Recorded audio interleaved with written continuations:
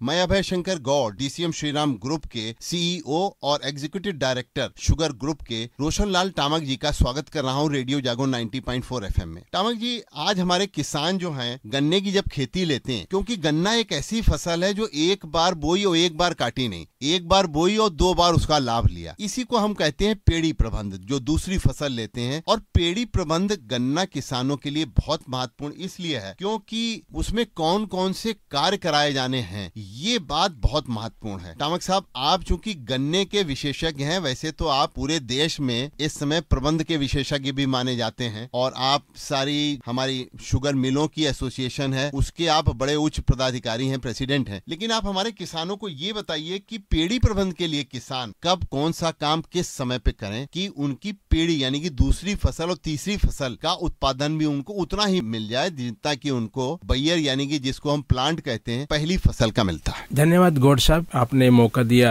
Radio जागो 90.4 FM के माध्यम से अपने गन्ना कृषकों से संवाद करने का। जैसा कि आपने कहा कि पेड़ी जो फसल है बड़ी महत्वपूर्ण है जी। और ये पेड़ी का जो बेनिफिट है गन्ने की फसल में ये एक यूनिक फीचर है, यानी कि एक स्पेशल चीज है गन्ने की फसल में, और इसका हमें लाभ लेना चाहिए क्योंकि गन्ने की बीज की मात्रा और खेत की तैयारी में काफी खर्चा हो जाता है। यदि हम पेड़ी की पैदावार अच्छी ले लें तो गन्ने से लाभ अधिक कमाया जा सकता है। परंतु ये भी एक सच्चाई है कि गन्ने की पेड़ी की जो पैदावार है वो मध्य उत्तर प्रदेश में और पूर्वी उत्तर प्रदेश में अपेक्षाकृत बैयर गन्ने से कम है, और पश्चिम उत्तर प्रदेश में ठीक उसका उल्टा है। जाहिर सी बात है, इसका कारण है कि जो हमें क्रियाएं करनी चाहिए, जो उसका मैनेजमेंट करना चाहिए, जो गतिविधियां करनी चाहिए पेड़ी की, वो हम नहीं करते हैं। जैसे उसमें प्रमुख क्या क्या है, एक तो ये होता है कालांतर में, जैसे हमने पौधे गन्ने की बुआई की, कालांतर में कुछ गन्ने के पौधे मर जाते हैं तो जिसमें गैप हो जाता है। तो गैप हो जाने से क्या होता है, गन्नों की संख्या कम हो जाती है। तो सबसे पहला काम तो ये करना चाहिए कि जो गैप हो जाते हैं उसमें गैप फिलिंग करनी चाहिए। बिल्कुल सही कहा आपने, बहुत बढ़िया बात। तो गैप फिलिंग का बेहतर तरीका ये है, यदि बहुत ही प्रारंभिक अवस्था है तो गन्ना ही दबा दें, या बेहतर ये होगा कि साइड में एक छोटी सी नर्सरी कर दें। सिंगल बड मेथड से नर्सरी बहुत प्रचलित है ही आजकल।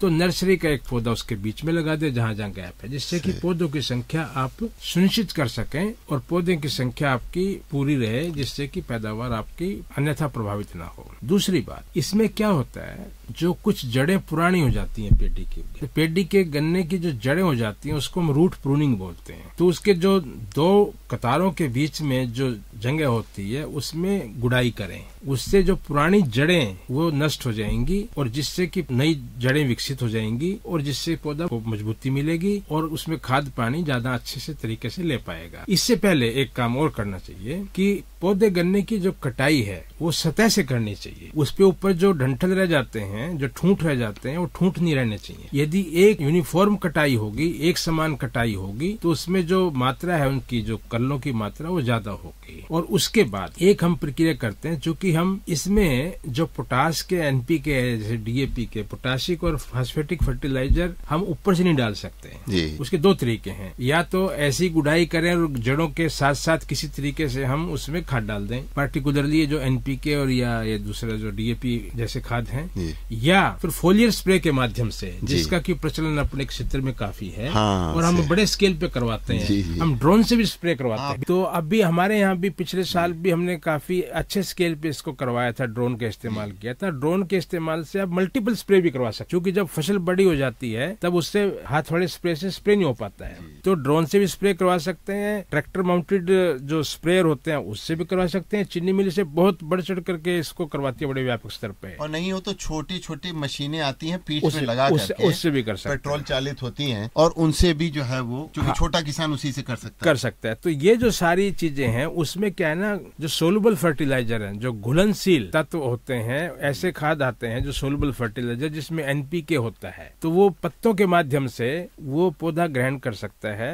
तो उसका स्प्रे करना चाहिए, उससे खाद की बचत भी होगी और खाद की जो इफेक्टिवनेस है, उसका जो प्रभाव है, यूटिलाइजेशन है, वो भी बढ़ेगा। तो ये फोलियर स्प्रे इसमें मस्ट है। तो 4 चीजें मैं रिपीट कर रहा हूँ, क्योंकि पेडी हमारी 50% है और 50% फसल हमारी एवरेज क्यों नहीं बढ़ पाती? कम पेडी की वजह से। तो इसमें क्या करें, सबसे पहले सतह से कटाई कर दें, सबसे पहले। हाँ, सब सतह से, जिससे कल्ले उसके सारे फूटे, कल्ले ज्यादा फूटे। नंबर 2 बात, इसमें जो गैप फिलिंग करें। तीसरी बात, उसमें गुड़ाई जरूर कर दें कतारों के बीच में, जिससे कि एक उसकी जो पुरानी जड़ें हैं वो नष्ट हो जाएं और खरपतवार नष्ट हो जाएं। और एक जो है ना, उसके जैसे एक मशीन है रेटून मैनेजमेंट डिवाइस, तो ये हम अभी लेके आए हैं और बड़े स्केल पे इसको रेटून मैनेजमेंट डिवाइस को, और एक दूसरी मशीन है। तो रेटून मैनेजमेंट डिवाइस बहुत आसान मशीन है। तो ये रेटून मैनेजमेंट डिवाइस क्या है? ये तो आपने नई बात बता रहे हैं किसानों को। हाँ, इसमें इसको बिल्कुल बड़े स्तर पे करें। लागत मशीन की क्या है? इसकी लागत देखिए, अभी क्या किया है, जो हमारे लघु उद्यमी विकसित किए हैं हमने, उनके पास ये मशीन है। हर आदमी को मशीन खुद लेने की जरूरत नहीं है, वो चूंकि सारा यूटिलाइजेशन नहीं हो पाएगा। मतलब कस्टम हायरिंग मॉडल से